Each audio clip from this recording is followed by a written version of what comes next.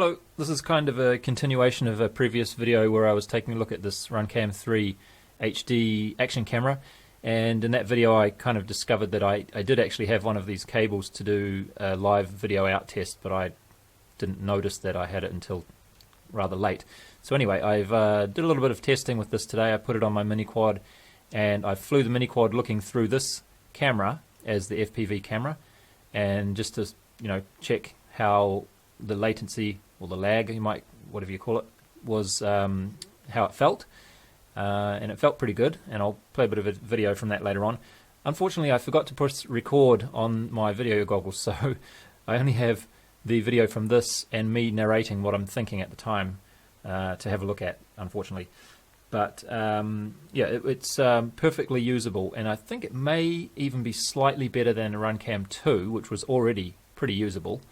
But I just don't think it's quite as good as a regular FPV camera, like a dedicated board camera or whatever you might call these, like a normal RunCam Swift.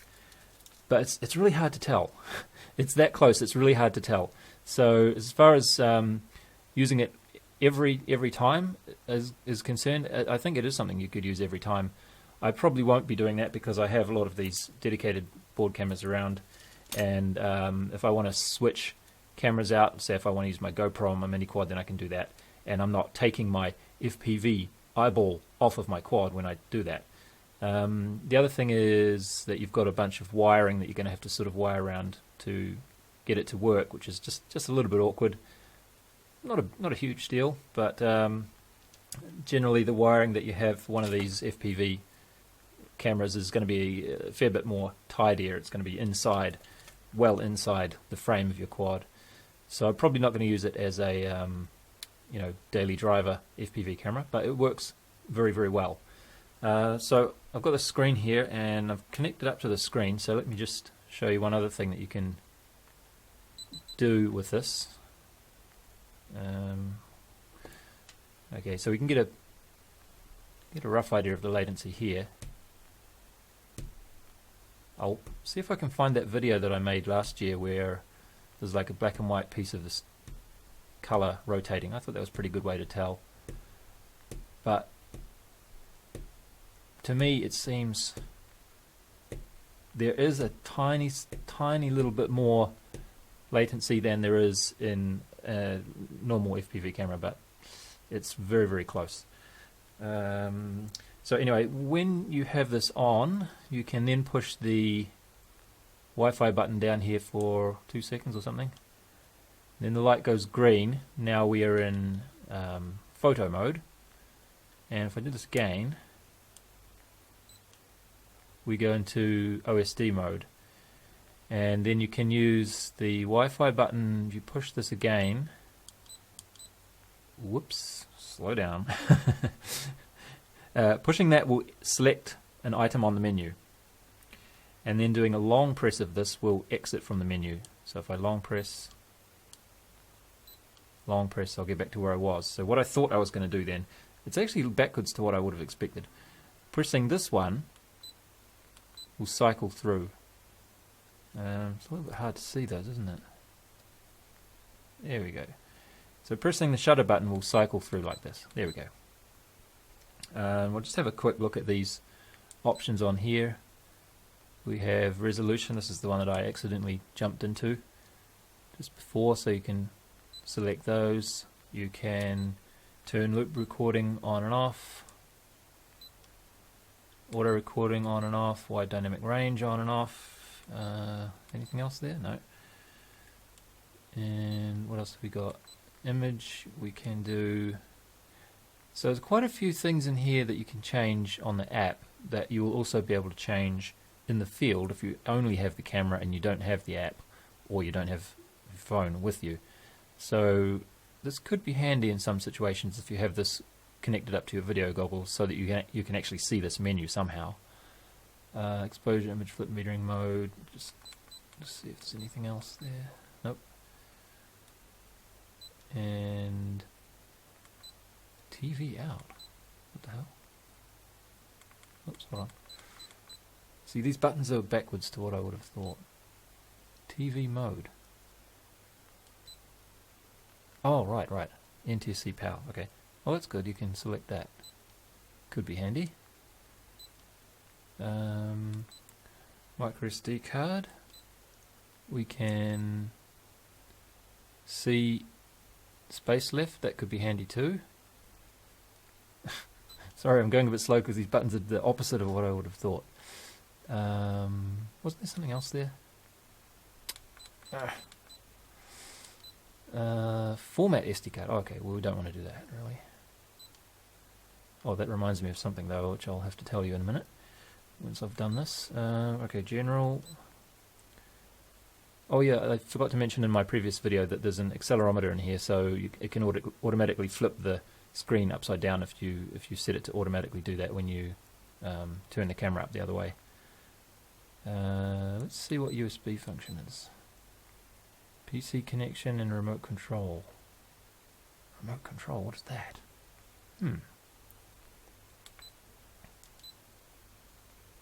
Oh, shit, I just changed it. USB function, hold on. Yeah, I changed it, I don't want it.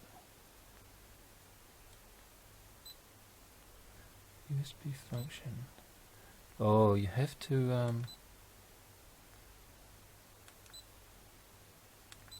you have to select it. Yeah, okay. Feedback beat, what else? Let's see. System information. That is the firmware version, March 6th. Oh, that's interesting. It's quite recent. And how did I go? See, this is a bit flaky too. I went back 2 menus in one go there when I should have only gone back 1 menu. Reset and language. Just see what languages we've got. Well, it's quite a few languages there. Okay, only 5. Yep, still not bad.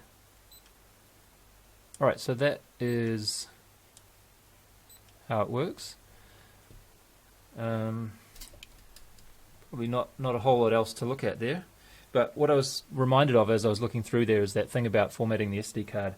I found that I did actually have a very annoying problem with one of my SD cards. I was using one of these cards for about 2 or 3 days in this camera and everything was great. So I went out to do a test with my car. I was doing a range test to see how far I could drive the car with my FlySky radio. And I put a different SD card in. It was exactly the same as this, except it was a 32 gigabyte one. Everything else was the same. And then I went out there to record it, and so I did everything that you normally do. Hold the button down to turn it on, and then push it once to record. The LED flashed. That's just turning off after 1 minute there. And then the LED flashed as if it was recording. Everything looked for all the world like it was recording, but it wasn't. It didn't make any video files. And I traced it down to a problem with that particular card because every other SD card worked. That one just didn't. And after I reformatted it or repartitioned that SD card, it started working again. It's weird though. It would create files on the SD card. So if I cleared everything off the SD card, it would create the files like it makes a folder. It would make a folder called video or JPEG or whatever the folders are that it makes, but it wouldn't write any video files to it. So I don't think that's entirely a fault of the SD card. I think it is a fault in the firmware of the camera. So like I say, there's just a few little flaky things every now and then, and it was very annoying that there was no way, no outward appearance that anything was wrong. Everything looked fine. The LED was flashing correctly and everything. So yeah, that really kind of pissed me off, to be honest. But alright, sorted it out now. Anyway, let's have a look at the flight of using this as an FPV camera. Okay, let's give this a try. There's a little recording icon in the top right, which is quite nice, because that's one thing that I always wonder about if I've pushed the button or not. Oh, the colours are quite nice. Yeah, this is pretty good. Just in case I forget to mention it elsewhere in the video, there's a whole lot of sort of black lines across the screen. I don't think that's a problem with the RunCam itself. I think that's an issue with this VTX that I'm using.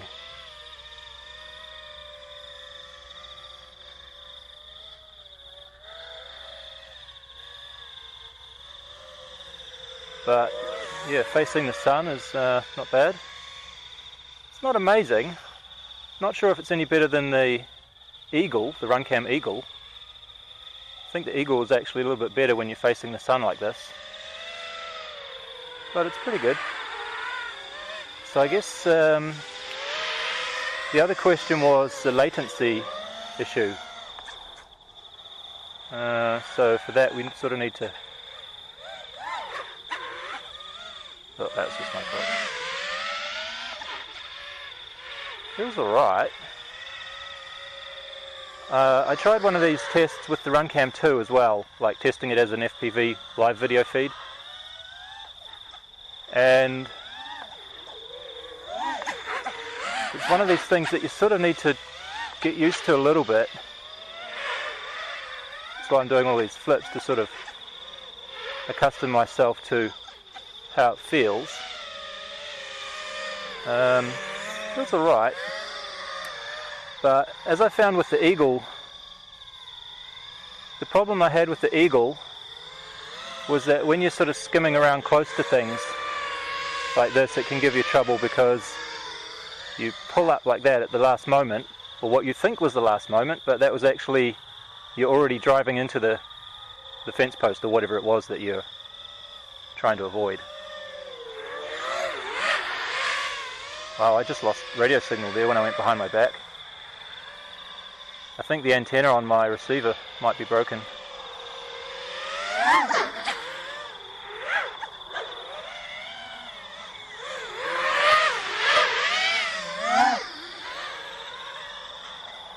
So it's feels pretty good. I kind of think it's not quite as good as the regular FPV cams. It's really quite hard to tell the difference though.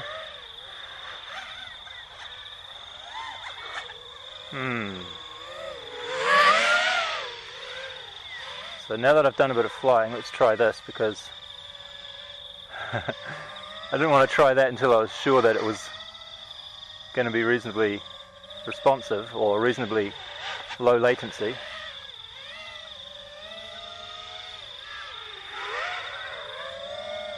Oh, that's good.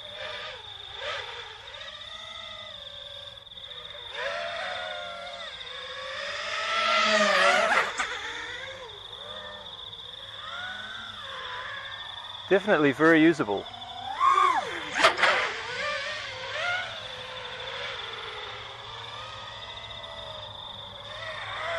Yeah, I still think there's a touch more lag than there is when you're using a normal FPV camera. But I think I'll leave my test here for now. There's not really all that much you can glean from listening to someone talking about it. I mean, you just have to use it yourself and decide for you if it's going to work. But I think personally I won't be using this as an FPV cam, like live video out like I'm doing now. Oops. I will stick with using a normal FPV camera for me, but that said though, it is definitely quite usable.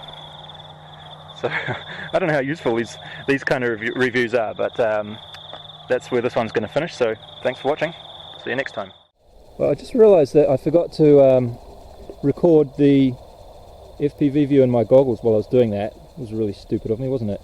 So I've kind of lost the light that I had there just before, and I've also used up all my batteries, so I can't really do any more flying, but I'll just do a quick comparison of pointing this around a little bit so that you can sort of see the difference, if any, between the live out view and the recorded view. Probably not going to be much in it. I mean, it's just taking the same picture and sending it across the wire. So, oh, I thought I'd just quickly do this just in case anything's different. And we can look at the nice sunset. Isn't that pretty? Okay, now I'm finished.